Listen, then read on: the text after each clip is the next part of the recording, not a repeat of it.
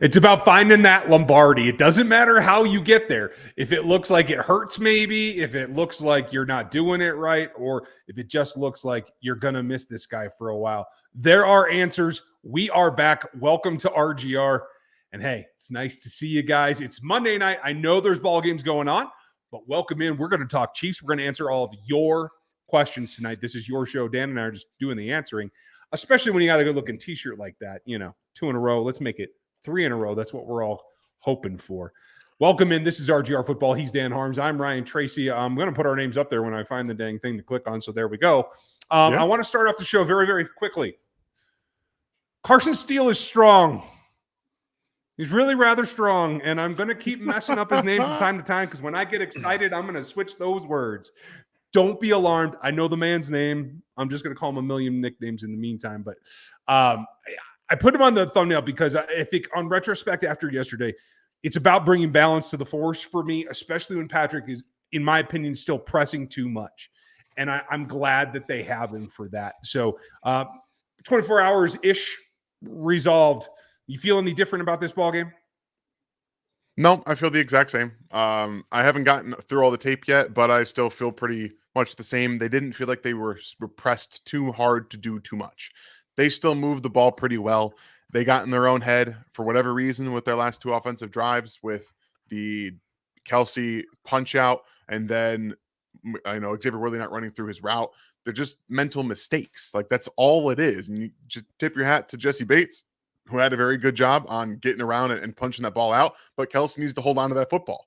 End of story. There is no, they were forced into this situation. No, hold on to the football, run your route. So I'm not all that concerned about them going forward. It's more about how they develop throughout the season, get more comfortable. They don't have a couple of pieces that they expected to have this year. So just kind of take a step back and remember that even though they are quote unquote, once again, struggling, they are 3-0, everybody. You got to enjoy it while you got it. Lights are flickering. Lightning is crashing. Chiefs are 3-0. It's just kind of the way that it goes. I put not one more inch. Appreciate you and good evening to you. And Dan, this is my marker. This is the first comment that I see. So you're running this joint up until we get caught up. But for all of you, this is your show. Like I said before, we will answer your questions. Every super chat gets an answer. We appreciate you and all of your support, especially on a night when you got 2 ball games that you can watch. So let's lay it out there. We'll get right to the answers and questions. And here we go. Steve, welcome in. What's going on, man? Appreciate you being here. I tried to make that one work. Since our run defense is so good this year, does that hurt our pass rush defense, or do you have to give one up for the other? So I don't know about you, Ryan, but for me, it feels like Spags is just very game script dependent. He doesn't necessarily care about the run, but if he knows your offense is really, really good at doing one thing, he wants to make you play left-handed if you're right-handed. He wants to make you play right-handed if you're left-handed. That's all that matters to Steve Spagnuolo. And then at the fourth quarter, guess what? He's going to send blitzes at you. That's what matters. I don't see Ryan anymore. Does anybody else? I see a frozen face. Do we still have Ryan? Can anybody confirm? Wait, I hear something. I can hear you now. Okay. We're back. Sorry, folks. Elon told me he's going to upgrade my Starlink, but I don't know when that's going to happen. Frozen again. So I'm sure that I generally agree with what you said, but I might have a small detail or two. But I would say this. It's going to vary week to week. And in the end, it's about players executing. I think the fundamentals are the same every week, but you just get different matchups. I'll be honest. I'm going to watch the defensive side of the ball a little bit later tonight. I don't know. Are we just not even on sync at all? No, we're not. Now I see you perfectly. Okay. This will be fun, guys. I think big faces. It'll be great. The pass rush, I think, is going to get better, but I don't really know. I think Dana and Karlaftis have been below average in pass rush this year, to be very honest with you, and that's not been great. You need everybody contribute, and quite frankly, there wasn't enough pressure all the way around last night against the Falcons. So you got to step it up. And I do think it'll come around. Remember, 3 games in, this is honestly still preseason for Andy Reid in the way that they run this. And we're October, we still see this, then we can start to get nervous. Yeah, I'm with you on that one for sure. Steven, appreciate you being here. Thank you for the question. How much longer do you expect the Chiefs to use Worthy in a gadget role and maybe expand his role more? From what I'm hearing and seeing, he's getting open. So, what do you think, Ryan? Do you have any thoughts on the whole Xavier Worthy train stuff here? I think this is, hey, guess what? We're gonna settle you in after the bye. Just take any way you can contribute. We're gonna give you a little play here and a little play there. After the bye, we're going to actually have you start attacking defenses deep and across the middle and doing, over routes across the face of the safety so somebody else can get open. I do think this is a building block evolution for him. We have to, I think, remember that even though Andy Reid has talked about wanting to get him more involved in the offense and ramping him up more so than other rookies, Rashee Rice last year was forced into that role. They're not going to force Xavier Worthy into that role, even though we all kind of think that they should. I truly believe you need to put more on rookies' plates. Look at Marvin Harrison Jr. Look at Malik Neighbors. Yes, those guys were drafted in the top 10, but these are rookies. They can handle it. I believe that Xavier Worthy can handle it if you just let him do more. Now, he did also show you that he doesn't always understand the playbook, right? That's still a growing part of his evolution as a rookie and as a player.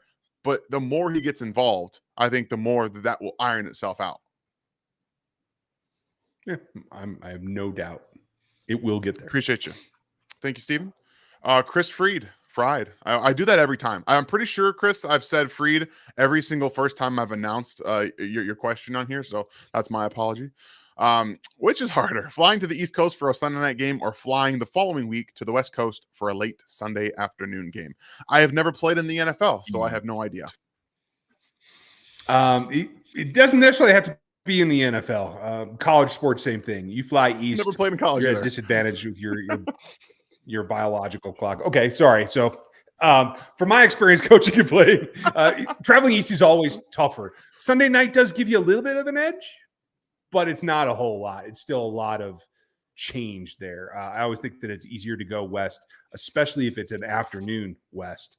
Not hard to stay up late and get motivated. A little bit harder to get up early, physically early, and be ready to go. So that's my pick. Well, that makes sense. I hope Ryan was able to answer your question, because I tell you, I couldn't even begin to answer that properly. It's not something that I have experienced or coached. So maybe one day I'll find out for real experience. Jeremy says Wharton is a top 5 defensive player, and he might be number 2. Well, I love the enthusiasm, but he's not number 2. He's not number 3, and he's probably not number 4. I think top 5, you're spot on. I think you're legitimately spot on with 5, especially this season. I think that he has been stellar, way better than not just his rookie season, his entire career in football. He has been fantastic. And I will say this: we saw a glimpse of it late last season, even in the Super Bowl. And remember, next time somebody has an ACL for this team, the year after the year they come back is generally when they feel and they execute like they used to. And I think that's exactly what we're seeing with Trick Ward. Yeah, I 100% agree with you on that. It makes perfect sense. So I love the enthusiasm, Jeremy. I'm not quite there yet. I think there are some really good players on this defense, and I think that he's playing above reproach at this point. I really love that. So, Micah usually is the one in here who's got tons of questions in here before everyone else does. So I don't know, man. If you want to get those questions in first, you got to start getting in here a little bit earlier, but we always appreciate you stopping by and giving us some questions. What's up, guys? Why no RPO? Is Reid seeing the trend of refs calling illegal man downfield as a reason we aren't running them? What do you think, Ryan? I don't think it's a trend. I mean, it's always a concern. I think it's more about don't put hits on the quarterback. Just don't put him in a situation where he's going to take not even like a pass rush hit, but like somebody who could be flying down in the run game, whatever. You get more bodies coming at you in RPOs, and I think that's probably just let's play it safe with the man's health. I also think that we've seen defenses kind of bubble themselves. Linebackers, corners kind of bubble off. They're not really close to the line. The reason the Chiefs did so many RPOs early on is because the RPO fakes worked. They moved the defense a lot more. You're not seeing it move as much anymore because they're expecting it. So I think they have to mix them in when they can. And you see Patrick kind of use them every now and then. I also think he's been handing the football off a little bit more, which he has been needing to do in those situations. So a little bit of give and take there with the RPOs. You just let me know when you can see these. Thanks, Micah. These questions. Okay, I will check in here. Oh, hey, you caught me. Okay, yeah, I can. That. I'll take out the ones that I can see. And Travis, nice to see you. Patrick isn't playing good. Andy's calling conservative plays like he always does. Very true. We have an undrafted rookie at running back. Travis is still on tour with Taylor. Return the ball over left and right. Okay, I didn't see anything else in there. Sorry. He did come up correct to me. Yet they're still getting these. That's right. That's what he said later. It just wasn't. I think that the character limit ran out, and it did pop up later. So I didn't mean to exclude that, Travis, but I just wanted to let everyone know. This is true. It's kind of true. Although I don't think Travis is on tour with Taylor. I think he's fully ready to play football, and a lot of people that think that there's something going on between Patrick and Travis are a little clueless about the whole situation, because this is football. This is their job. They're best friends, and they don't care about the outside noise. They really don't. So yeah, they're doing all this stuff. I will just say this though, and not that he's still on tour with her, but I will say this: it felt like he had maybe more of a packed in summer than he ever has before, and it does feel like he's still catching up to being back in rhythm. I know it's been a while since they went to St. Joe, but I do feel like even a couple of weekends off, the week before the season, he was still out traveling and stuff. That stuff grinds on you. You know what I mean? I think as it settles down here in the fall, I think it's going to see Travis come on. Yeah, I'm with you. And there's some, yeah, she did. She's playing this like, she's a witch right now. It's almost Halloween season, and she's a witch, so she's trying to make some kind of potion. And she comes and she takes my skin, like it's kind of ridiculous. And then she runs away. So, I think a lot of these players that are starting slow, this is just kind of going to be a thing. I'll be honest with you. It's probably going to be a thing, especially if they can keep getting away with winning football games. I don't think they're going to care as much. Yeah. Yeah, there's no crying. You can get PIs called on it. You can see that atrocities that happen in both ways. You walk out with the W instead of the L. That's all that you're going to remember today or tomorrow when you start looking at Chargers. I'm convinced of that. Mike, another good one. Can we get rid of the formations where wide receivers, Watson and Sky are the only wide receivers on the field that can't get open and pass plays out of it? It is too predictable as a run. I agree with you on the predictability, but you got to have reps where those guys get in so you can give the other two some time off. Because Xavier and Rice out there, every single play, we are going to run into a fatigue factor with Rashee Rice if he's still getting targeted 15 times a game. It does take a toll eventually. That's the first time Rashee's ever been to that point in his career, and he was feeling it. Yeah. Every bit of it. That can't happen again. It can't. And he was being fed early and often. I'm not saying he won't be at that point later in his career, because he will, but right now it doesn't work for him. He's not conditioned to be that player. And the Chiefs honestly should not be doing that. They shouldn't. It's not his responsibility to be Travis Kelce at his second year in the NFL. We've talked about it. I think he's going to take over, and by all accounts, it looks like he's going to be that guy when Travis Kelce retires, because he's been the zone beater. He's been finding yards after catch. He's been finding soft spots and really attacking the field after. So that transition will be there. But I think right now you're putting a little bit too much on his plate, and effectively he got gassed multiple times in last night's game. Yeah, and I can't blame him. Honestly, you just got to get to that point where it's not as much of a drain. Thank you, Mike. I appreciate you. Steve, appreciate you. Another one of our members. And I gave you, you rookie members, you got my notes this morning. I wanted to get those out a little bit earlier.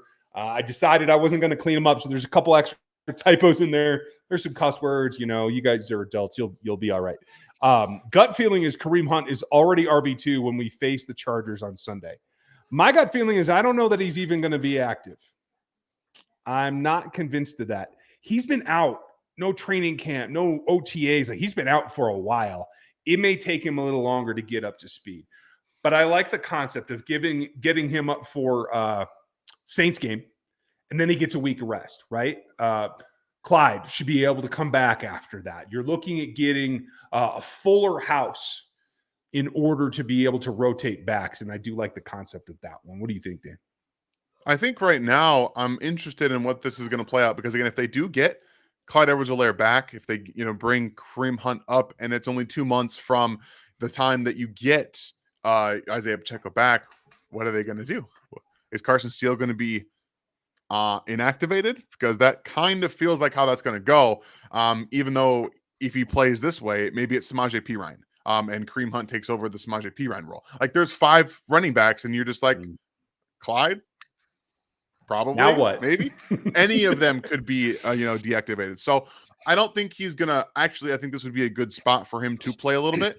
I'll be honest with you guys. It doesn't look very good for the Chargers. It doesn't, and yet the Chiefs probably win by 5 points, 4 points, something like that. It's going to be as it always is, but there's a lot of injuries piling up, which we'll talk about. But at the end of the day, I think this would be a good spot to get him some reps in this football game. Yeah. Okay. Fair enough. Thank you, Steve. Appreciate you, and for being one of our members, just like Jeremy. Dan, I'm not sure we ever got to who you'd give your game ball to last night after you mentioned it a couple times. Sorry if I cut you off there and ended things. It's okay. Ryan had some things he had to do. Like life happens, guys. As you all know, at 11 o'clock Ryan time, midnight my time, life can just get in the way. So there were some things going on behind the scenes, but no worries. I think at the end of the day, we're talking about game ball for me is Steve Spagnuolo. And I can't. The individual efforts from Chamari Connor and Nick Bolton were awesome. They were fantastic, but there were so many really good plays in that game. And at the end of the day, when it came down to it, Spags knew exactly how to put his guys in position to win that football game with the defense on the field once again. Things that we haven't seen outside of Steve Spagnuolo in Kansas City. These last 3 years, when it's the defense on the field to end the game, like I don't really get worried anymore. Like I understand that the Ravens had that one opportunity, to almost probably win that football game, and they didn't. That was, just a little bit of luck at times. But Steve Spagnuolo is so good at what he's doing. I don't know if he's ever going to go anywhere, and I don't think he's ever going to stop doing this until he wants to retire. And that's an amazing thing to have when you're this young on the defensive side and only getting better. Yeah, you're absolutely right. Like it's only up from here. Thank you, Jeremy. Thank you, Isaac. What are some ways they can get Worthy going down the field? I feel like could be huge for Kelsey getting some better matchups. I mean, it could be, but it's they are sending him on downfield routes. It's just that teams are playing over the top of him, and he's not in a position where he's, in my opinion, where he can set up deep safeties and still be able to get away from him because they got some legitimate scare tactics in there.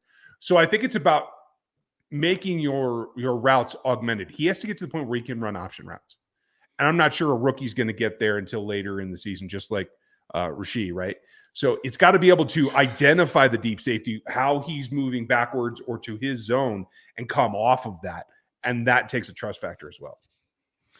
At this point, unless you're getting help from somebody else downfield, Xavier Worthy was going to have the attention of 2 players at all times when he's running deep routes. So that's the difference here, is that he's going to open up space underneath, which we assumed he would do. And it's just not being executed by everybody else. And that's going to just be something you have to work out. And you don't have Hollywood Brown. I think that Juju Smith-Schuster, as he gets, his legs back under him, will help those underneath parts. Travis could have, when he's fully, I think, conditioned, it looks like he's been tired as well. I think that he's going to be able to exploit some of that. And then, like Brian said, you have to be able to showcase that he can do other things. And that's what they're probably waiting on. But at the end of the day, give Rashee Rice a couple of deep routes. Let him, or bring McCole Hardman on the field a little bit more. Let them run a little bit on the same side. Find ways to get him open with other speedsters, because he's not doing enough on his own with two guys with the attention on him that he's going to be able to consistently beat those guys deep. It's just not an effective way of working out. I'm with you. Why don't you take this one? I'm having some audio issues here. Yeah, no problem. What's going on, Matt?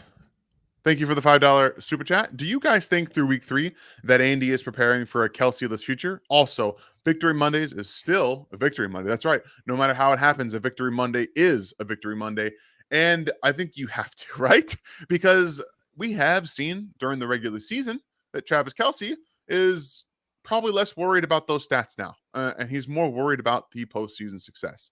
And in order to facilitate some of that, Ryan shall be back momentarily. Gonna probably switch his internet over.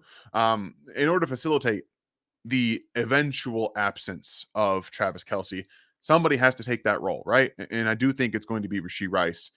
And we're seeing them both on the field, and that's why Rice has been so effective as well, because Travis is taking some of that attention away from him. So I do think that, yes, they are preparing for that as well. The problem becomes more, in my opinion, where you have some issues with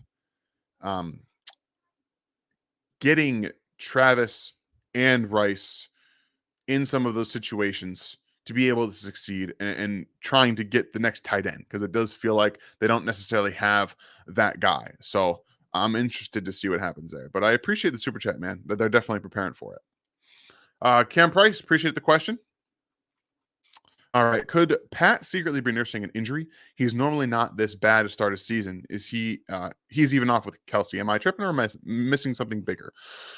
There's something bigger going on. I think that Patrick has talked. He's talked about his fundamentals in post-game pressers, where he's admitted he's gotten a little bit lazy, and it happens to a lot of people. I think he was much better in the second half of that football game of being more mindful of his fundamentals and executing. And if you just watch the first half of that football game, there were inaccuracies everywhere. The very first play of the game, I posted about it on Twitter.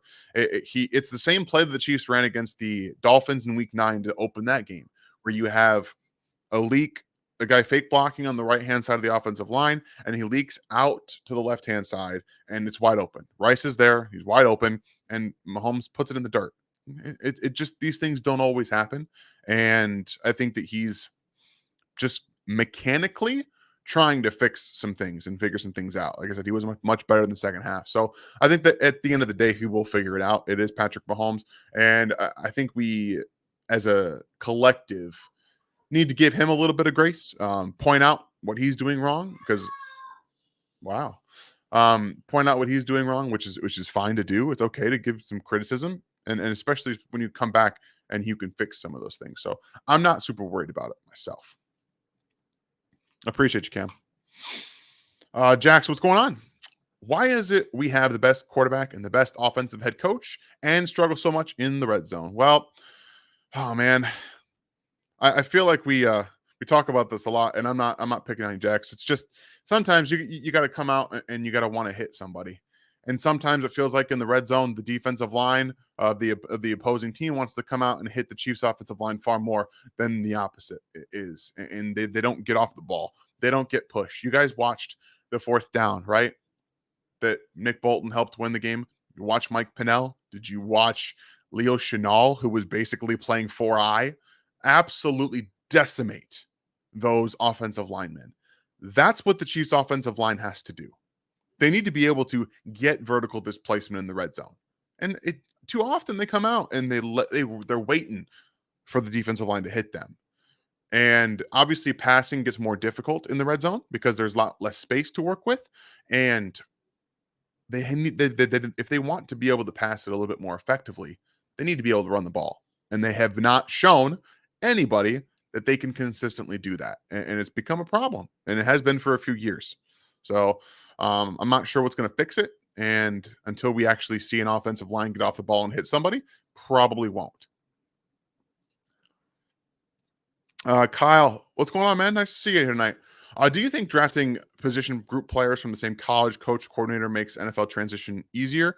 No, not really. I think that at the end of the day, it does help. I mean, kind of understanding what they're preparing to do and how they're coached and things like that. But unless they all have the same mindset and they prepare the exact same way and they're kind of like playing the same position. Like if you're drafting only wide receivers from Ohio State, you're only drafting offensive linemen from Georgia, things like that. You're having some personality stuff and development concerns because not everyone develops at the same rate. Not everybody cares about the same things that other players care about, and they don't always put the same amount of effort in every single facet. So the individual analysis of each player is far more valuable than it is just trying to get from the same core of staff members, in my opinion. It takes a special pair of players to be able to up both of their jumps to the NFL at the same acceleration. You know what I mean?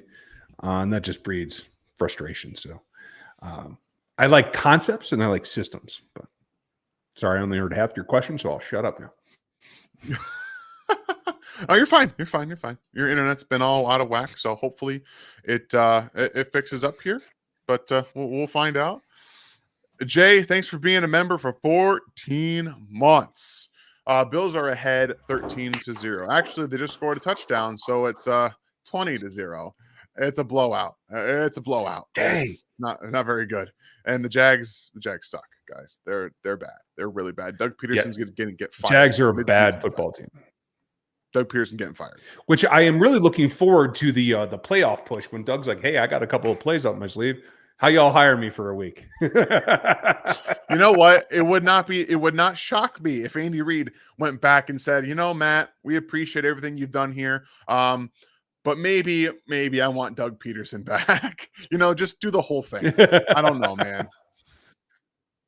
Just put the whole band back together. Get the enemy and everything. Who cares? Let's go.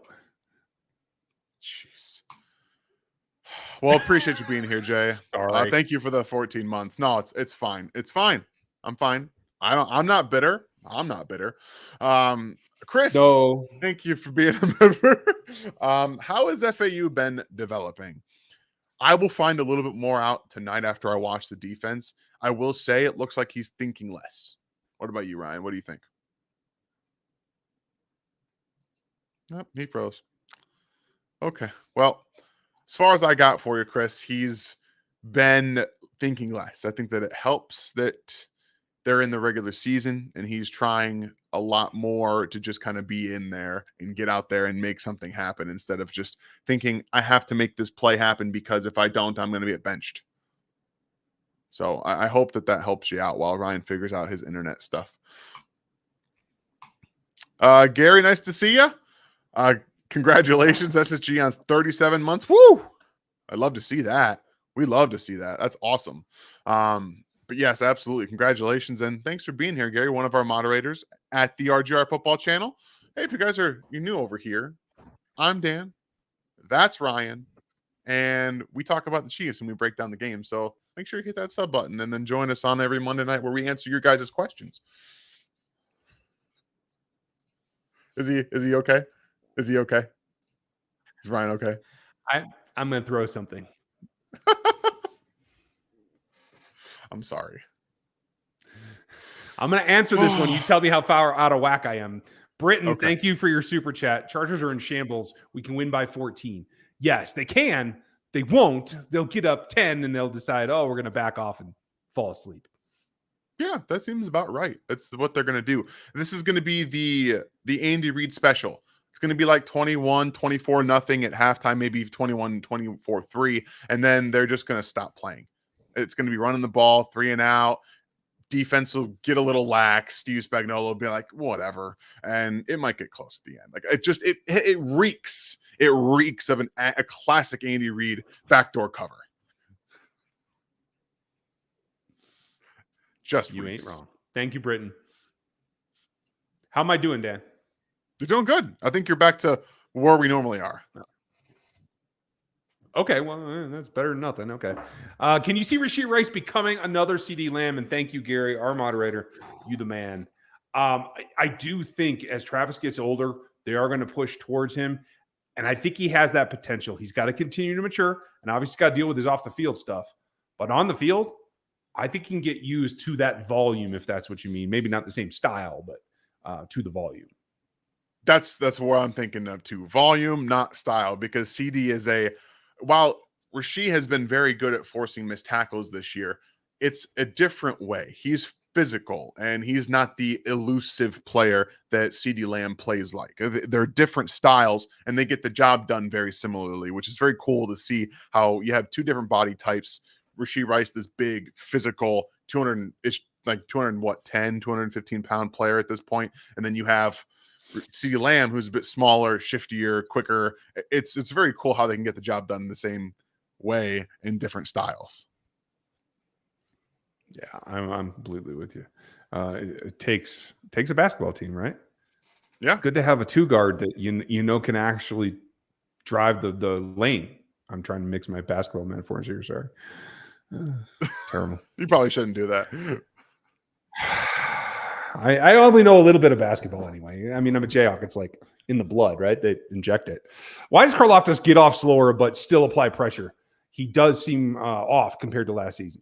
He gets off slower because he is still in a position where he doesn't anticipate as well. I do think that's something that will come with experience. But I do think it's also, I don't think that he's played Cousins before, if you're using this week as an example. I could be wrong, but I didn't think that he had. They played Minnesota last year. Each quarterback's cadence. Did they? Okay. Did Cousins play? I can't even remember. Yeah, it was early season before his injury. My point being is every quarterback has a different cadence, and sometimes you can get that rhythm. Sometimes it takes a while.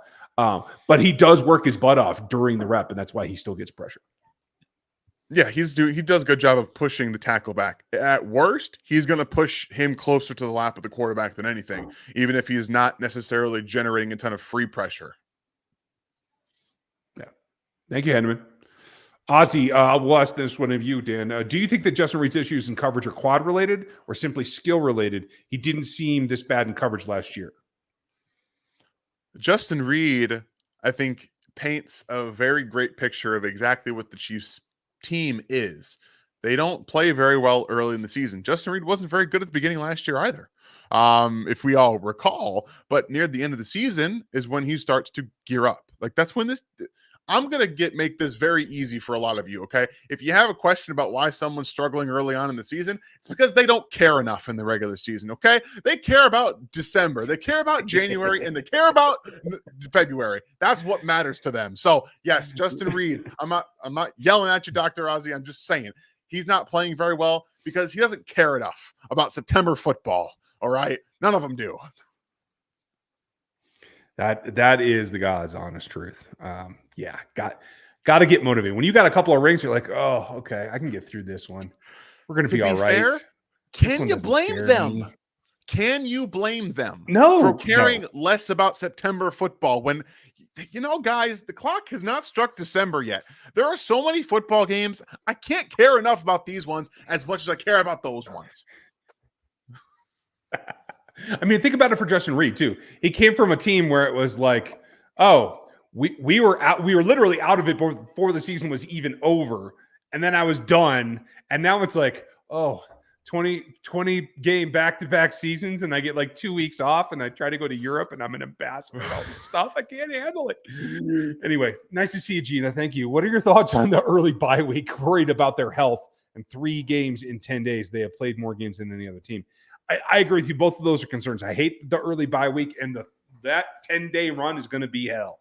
The big thing is I can take a loss if it has to happen. You got to come out of it without significant injuries. That's job number one. And maybe that means you have to back off a little bit. I don't know. That's going to be, honestly, those are the 2 cruxes of the season for me, Gina, especially that late season run of 10 days. Man, look at the rest of the NFL. Guys are dropping like flies. It's only getting worse, and the NFL only cares about adding football games. Do we think this is going to get better? This is going to be the best chance they have to three-peat. It's never going to happen. Never going to probably have another chance to do it. You have to be able to stay healthy. So again, that's why, hey, Pacheco, you got 2 months, but hey, buddy, if we're winning football games, Take your time. Hollywood, you think you're doing really good in your recovery? Okay, cool. Wait until the postseason. All of these guys, wait until you are 100% ready to go. We do not need to risk anything happening in December, January, or February. Be ready to go. That's all that matters. Yep. They're going to be able to get by until then. They're going to get you in position to walk back into a playoff contending team. So take your time. Thank you, Gina. Nice to see you. Hanneman, another great one. Thank you, buddy. Key to limiting the run against the Chargers. Seems like Pitt figured something out, but they have TJ Watt. Yes, they definitely do. Although TJ isn't like the run stopping force that really drives the whole defense, in my opinion. Herbert's likely to be out, so you got to limit Heineke snaps, but I love him. Okay. I mean, Heineke, yeah. If you like him, you like him. It's like me and Zappy, okay? I'm just going to like him. I don't have to make sense. It's just what it is. Stopping the run is going to be job number one, but I am eerily more comfortable than that after last night than I have been in the last 2 seasons. Like, they're better right now triggering downhill and attacking the run than they are in a couple of other aspects. Yeah, I'm with you. I'm sorry. I'm just I'm a little worried right here, Debbie. We appreciate the support for sure. I hope you didn't put it in here twice because you didn't think we were going to answer it, because I promised you we were going to answer the question. You don't have to do it again. Okay. I promise you we will get to the question. Please don't. Yeah. Throw another question in there and we'll get it for a second. Yeah, and if that is a mistake, I'll see if I can take care of it, Debbie. Yeah. Thank you for your support. Absolutely. So we'll get to that here in a little bit. And then what I'm going to say about the Chargers, again, we're going to have the game plan on Friday for you, but this is a classic. You got to show up to the game. You guys remember the Colts game a few years ago where you don't show up and you lose? The one thing about a Jim Harbaugh coached team is that they will play their asses off. Regardless of who's out there, everybody buys in. They do. You cannot show up to a game if you think you're going to walk in there and with a Justin Herbert-less team with an experienced backup like Taylor Heineke, who in past life took Tom Brady to the edge in a postseason game. He's not that player anymore, but he has experience. You can't just ignore what happens. You can't just say we're going to be no big deal. Just play the game. Show up and you'll be fine. Don't check out. Ding, ding, ding. I'm totally with you. And as far as the Chargers go, like, they've been able to play these guys before. Dobbins and Edwards were the ex-Ravens. They've been able to corral them. I'm not too terribly concerned with how they're going to have to attack it. Brad, you think the Vikings are a threat in the NFC, and are they a threat towards the Kansas City Chiefs? I think they definitely are a threat, and I think they will continue to get better if they stay healthy. In particular, JJ stays healthy. Yeah, you could see them pushing the Niners and the other teams that are going to be in the playoffs to try to get a chance to come at the Chiefs for that Super Bowl. What Brian Flores is doing should not be taken lightly. What he's doing at the first and second, third levels of the defense, making quarterbacks think one thing in the back end and in the front end, is special. It's so unique. He was doing different things in Miami with the amoeba fronts. This is different. He's shifting coverages. He's changing everything at the snap, and he's also doing it at the front. He's blitzing guys. He's simulating pressures and changing the coverage behind that. That is super advanced, even for a guy like Patrick Mahomes. So yes, it doesn't matter who's playing quarterback, because Kevin O'Connell is one of the best play callers in the NFL. Sam Darnold is playing very good football, and that offense is legitimately good. Great offensive line. They are absolutely a threat because of their coordinators. Yeah, and that's not going to change. Like, hopefully execution consistency will settle down and they'll be able to maintain that. But where it comes from, like we said last night, I think we both have a very healthy respect for Kevin O'Connell. And next time we see him, I'm going to ask him some questions. I don't care if he's eating dinner. I'm going to do that. So love the way Trent keeps love the way Trent keeps the receivers under 100 yards, and Rice is also looking like the real deal. I agree with you. And I know people were frustrated. They got a couple of PIs last night. I think both of them were iffy, to tell you the truth. I don't mind it. I am still of the mindset of Jerry Steele. Like, I don't mind a PI now and then. I don't mind you being overly aggressive or getting caught taking a little bit of advantage every now and then. The man is everywhere all the time, and his PBUs are getting better. I know he's not a turnover machine, but I think he's going to grow into that. I think second contract Trent McDuffie might be a guy that takes the ball away a lot. I'm just not gonna force him to be that. I love what he is. And this Chiefs team, again, I warned you guys before the season. I warned you to not expect more interceptions. It's just not how they're built. They're built to get sacks, pressure, and to force quarterbacks into third and long situations. They are not built to turn the football over, and that's okay. It's just what it is. No PTSD flashbacks, Kyle. We're not trying to go Yeah, there. right. I promise. I'm not trying to do that. Thanks, Nick Span. Scott, thank you, buddy. And congratulations. I got another one in here for you somewhere. So if CH comes off IR in week 5, that would give them 3 back. So when Pacheco comes back later in the year, who would be the odd man out? It's going to be about performance. I don't think we could even really theorize right now, because I don't think people have expectations of Hunt being like taking over right away. And I don't see that happening. Can he play a role? Yes. But can he beat P right now for the third down role? I don't know. Will he end up beating Carson Steele out of what he's got carved out right now? I'm not sure.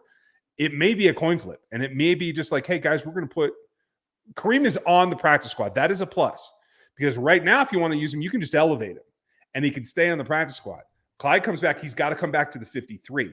So, like, you can use that rotation and the elevation process to maintain 5 running backs and just change who's active in a given week.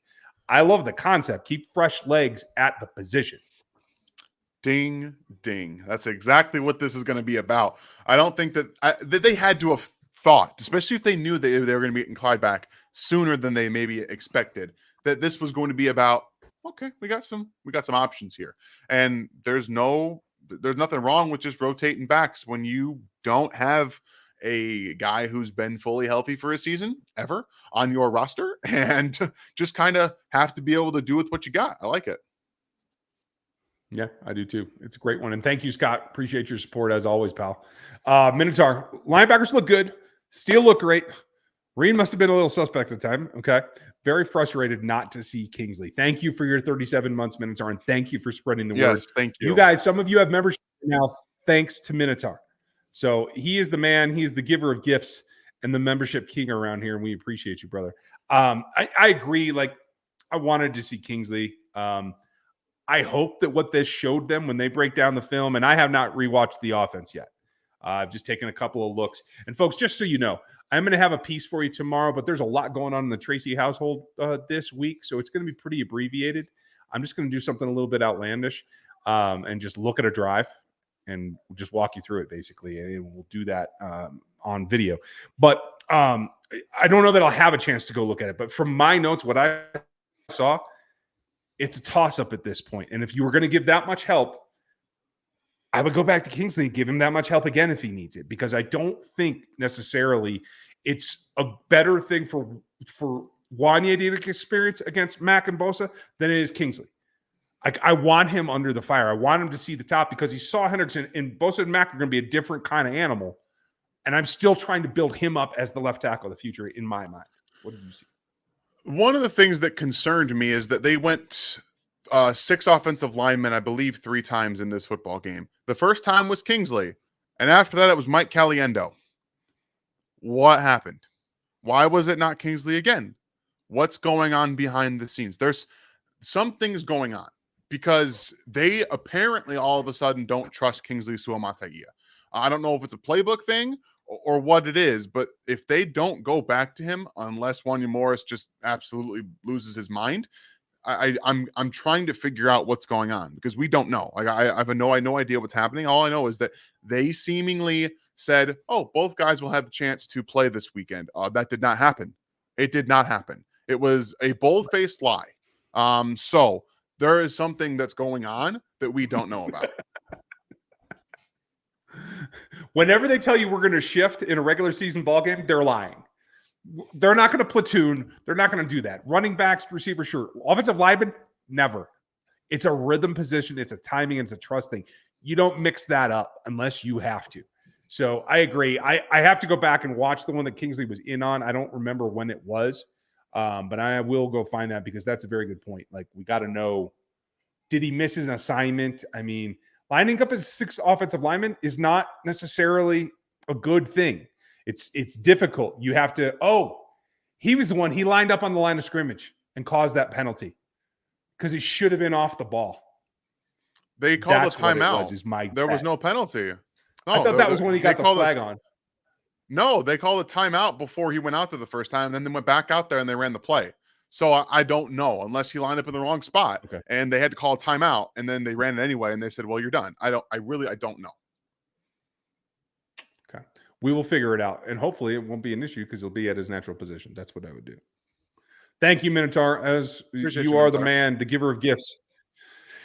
You guys can give a gift too. Hit that thumbs up and check it out. I will give you a gift. Go to that link in the story and check out Green Gridiron for these guys because they look awesome. Ooh, you guys can't even see the mini. I'm digging the mini these days. Green Gridiron is hooking us up. It's a custom build. You can get the Chiefs helmet there, and they're going to have something cool for us later that'll look a little bit different as well. Oh, Dan's on it now. Okay, see, now we're jostling here. But that's a gift to you. Go check it out. I think you guys will be really impressed for you collectors. Ding, ding, ding.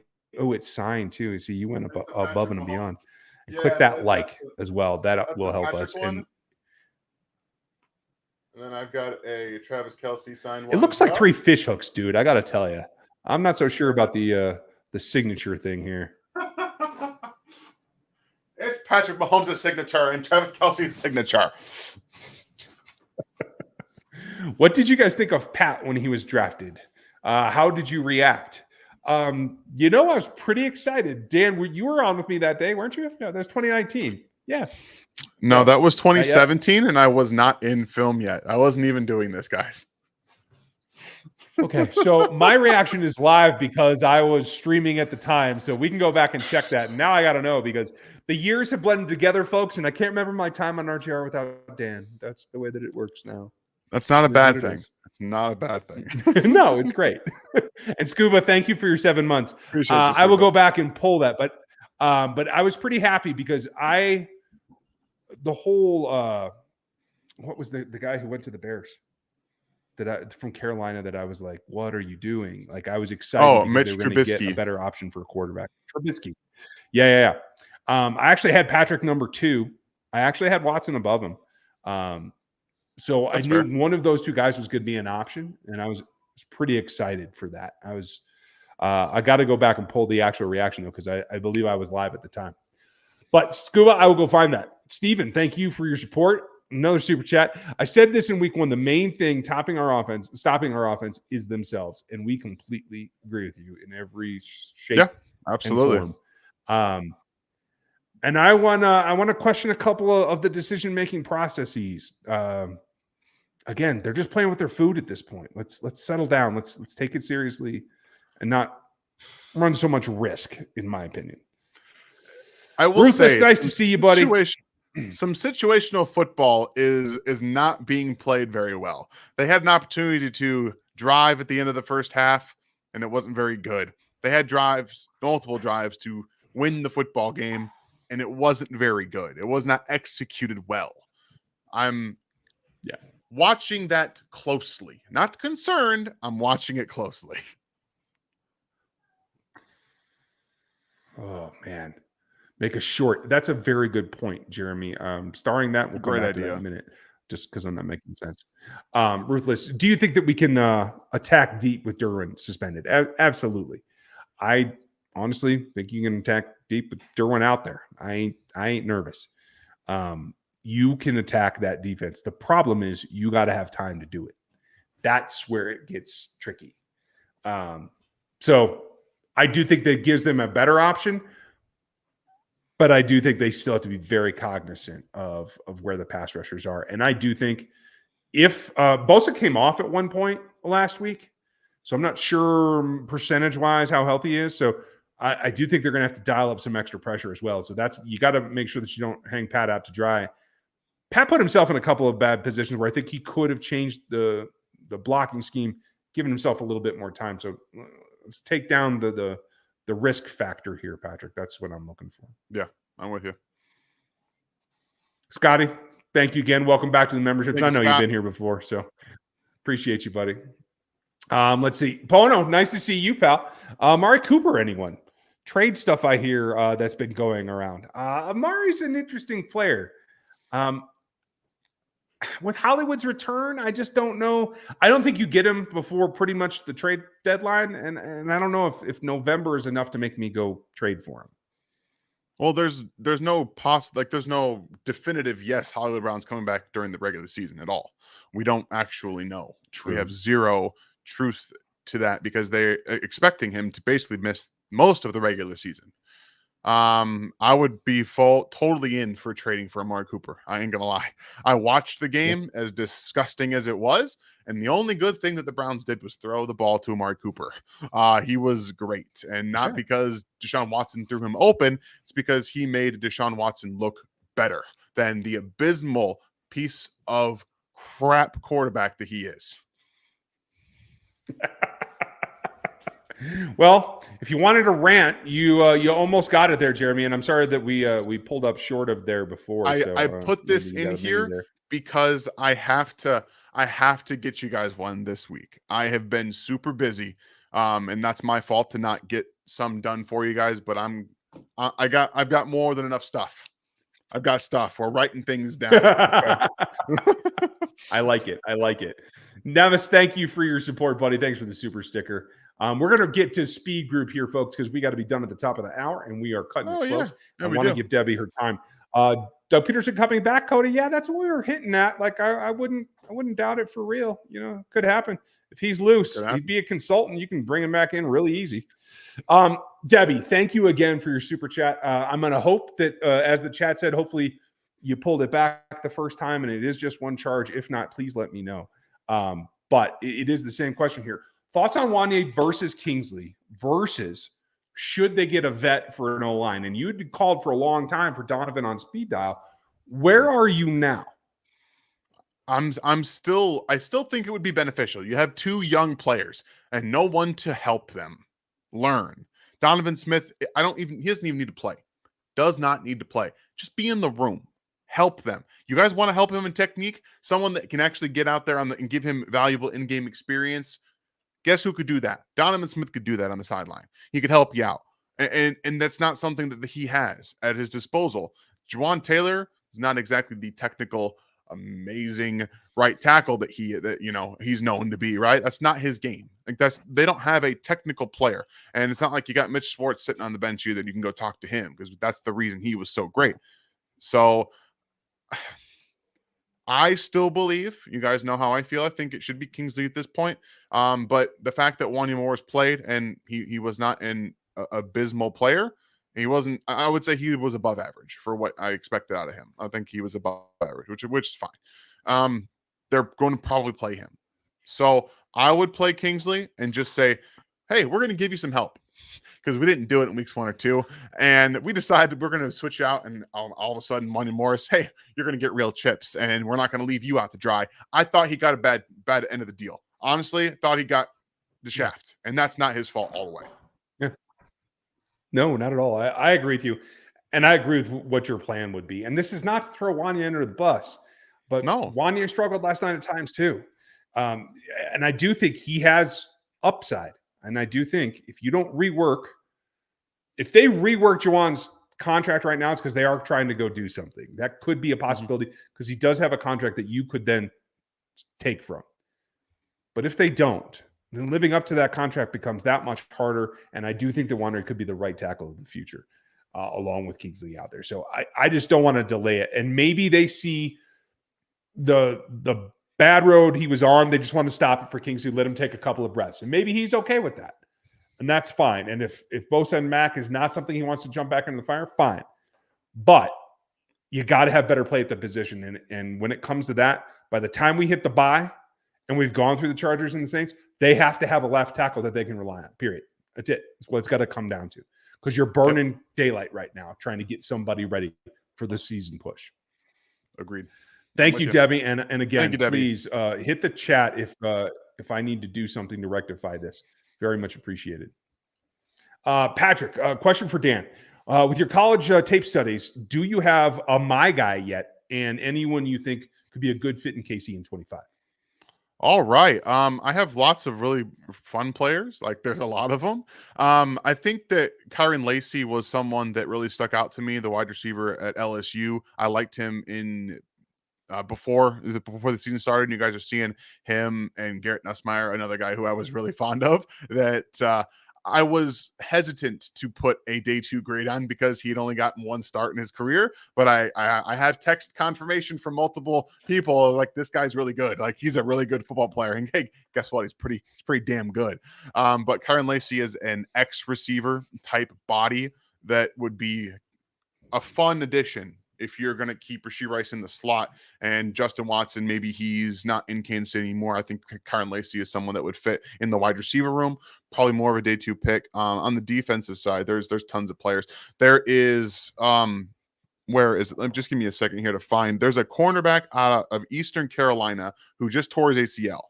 He's one of the best corners in the country and just tore his ACL. I forgot his name. But if the injury drops him down, look for the Chiefs to be like all over that and trying to get him in Kansas City because, oh boy, that would be a fantastic pick for them. I'm going to warn you, Missouri fans, now, in terms of a guy some Missouri fans complain that I don't give Missouri players enough credit. Luther Burden's going to be one that is going to be one of my guys that you will hear me talk about quite a bit because I do like him for this offense in particular because I can see the transition that I want him to make. So if you're pissed off that I haven't been more Mizzou friendly lately, get ready for this coming off season. Hanneman, okay. And thoughts on Jaden Daniels compared to the rest of the rookie QBs. He just launched a bomb to Luke McCaffrey in Cincy and set up a touch. Okay, so he actually completed one to Luke McCaffrey. There's an outlier right there. Thoughts on Jaden Daniels? I love Jaden Daniels. I think he's great. He needs to learn how to slide like a lot of these young players need to do. But I think he's only going to get better. And the fact, guys, Luke McCaffrey is not a good football player. I'm trying to figure out the plan here. Good for him for catching that football and he's getting real snaps. Like that's awesome to work your way up there. I have a hard time with the seriousness of the Washington football team because I'm going to continuously call them the Washington football team. You're not using your best receiver. You traded away Jahan Dotson, which I don't understand. Maybe you just disagreed with his promise. I'm not sure what's going on there, but Terry McLaurin is useless in there. He's not being used. Trade him to Kansas City. Do something else. Let him go do something. Jaden Daniels is really good. I'll give you a hamburger. I think they're going to be fine. Yeah, we'll do it. But I'm just trying to. I feel bad for him because I don't know if Washington thinks that they're serious, and I'm struggling. And I feel bad for him, but I think he's going to play well. And unfortunately, with this offensive line, he might get hurt too. Like he might. Nick Allegretti, our guys out there doing work, but I feel bad. I do. Yeah, it's ugh. All right, speed round, and we're going to wrap it up here, folks. Why has Harrison Butker missed so many extra points over the years? He's so good from 50 yards or longer. I mean, I think it tells you about the approach. It's an angular thing as far as I'm concerned. Yeah, it's setup and mental focus. But in the end, they ain't worried about that either. They don't worry. That's the thing. Thank you, Gary. And everybody give Gary a hand again, please. Do you think the Chiefs will trade for wide receiver, Dan? Thank you, Will. I don't think that they will unless like some crazy offer comes through and the Browns are having a fire sale and they say, hey, you can have Amari Cooper for a bag of chips. Yeah, absolutely. Jump on it. Yeah, if it's a deal, it's a deal, right? You can't walk away. Thank you, Will. Hanneman, please tell us about how you feel about Deshaun Watson. You can put that in the rant. Worry. Is that going to be a topic? I wrote that down for sure. We're underlining it twice. Quick question, not for the live chat, but for the comments. Do you guys want to see non-Chiefs NFL stories from us? Do you want to hear commentary about the rest of the league? Because I would love to have a channel on the league or a segment on here. You guys let us know, because every time I've tried to talk about non-Chiefs, I don't get anybody watching. So I would love to hear from you guys. Please Leave your comments. Paul, which upset surprised you the most? Denver over Tampa Bay, Carolina over the Raiders, or Giants over the Browns, maybe even Rams over Niners? What was the biggest surprise for you, Dan? It was Tampa Bay just not being able to do anything against Denver. I don't understand. I don't know what happened, but not just that, they couldn't tackle Bo Nix. Like they just stopped playing football. It's like, again, like they didn't show up to the game. I thought they were just going to walk in there and win. Yeah. I don't know what happened. And I've been on Baker all year, like trying to give him his due, and he's just not making it easy. So somehow we missed this one earlier, but Dub Freak, thank you very much. Am I being naive? I feel like when I watch other teams' highlights, they can move the ball down the field easier. Is it just whenever defenses play the Chiefs, they step their game up, really starting to get frustrated? It's not just that they step their game up, although I do think that is a part of it. Andy Reid said today in his one-on-ones with the press that they still get everybody's best shot, but it's also they change their scheme and they play deeper and they keep everything in front of them, and they are anti-Chief in that they guard against the deepest threats. Yeah, they don't want Patrick Mahomes throwing the football all over them. They've wised up. They want him to make every 5-yard throw, and honestly, that's part of it for Patrick. It gets in his head a little bit. I think he's a little frustrated because he wants to throw the football down the field a little bit, and he wanted to coming into the season, and defense is just like, no, you're not going to. So I do think it's impacted him a little bit mentally, and he's got to get over that hump to be able to execute at the level that he needs to win these football games, and specifically in December, January, and February. Yeah, I'm with you. Thank you, Dub Freak. And I saw your other one, and thanks for the support. You're always very giving. We appreciate you very much. Ozzy, what do you think of Leo played so few snaps? Is this a scheme thing? I think it probably was, but I couldn't tell you specifically. I didn't see him do anything out of character or bad, and I did see him get an offensive snap again. So I think it was just maybe they overtaxed him, or maybe it was just matchup-wise. Yeah, I'm with you. Yeah? Okay.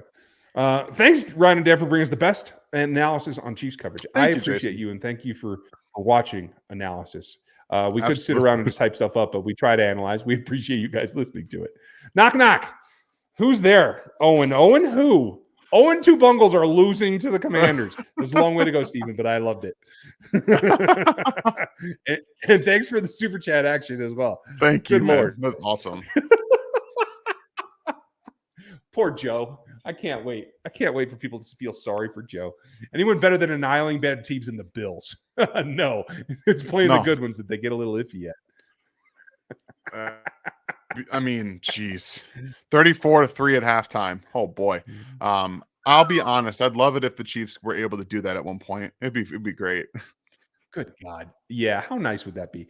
Just for 1 week of relief. Did my guy Kincaid score, though? Because I got a fantasy thing going on there. He did.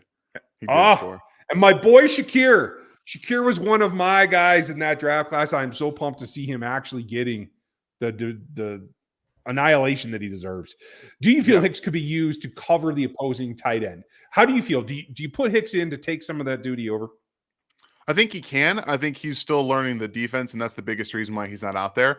And I think after the bye, you might see him doing a little bit more of that, because I do. That's one of the things I tabbed him being able to do when it came to the NFL. I think that he has the size, the speed, the physicality, and the tackling to take tight ends one-on-one. I think he's going to be that maybe not this year, but in the future for sure. I'm ready. Thank you, Dub Freak, again. And our last one, we're going to wrap it with Will's. Thank you for the super chat, Will. Would love some RGR power rankings. That is an interesting concept, and maybe we can turn that into something. Man, I got to remember to do that, because we'd put our own spin on it. Maybe we just do top 10. Maybe do something weird on it. Maybe we could collaborate. Maybe we just take turns. But if you guys would watch something like that, I would try to put that absolutely. out. So I'm going to take a picture of that right now so I don't forget. And Will, thank you for that. Folks, let us know in the comments in this video, especially if you're watching it late. Would you agree? Do you want that? I got both of Dub Freak's super chats. Yeah, we got both. Jeremy, did I miss a third? Good Lord. I'm looking. I don't think you did. Okay. I'm looking too. I went back and got the one. For some reason, several of them fell off, but I thought we got caught back up and got everybody. But so Yeah. while we check for this, you guys, throw in that chat. Do you want like power rankings? Do you want NFL wide stuff? Do you want No, we're good. something different? Okay, rock and roll. Then I'm going to get out of here. We got work to do. Dan has a kid to raise. You guys have places to be, and there's football on. So thanks for being with us. We appreciate you. Have a great night, and I'll talk to you tomorrow.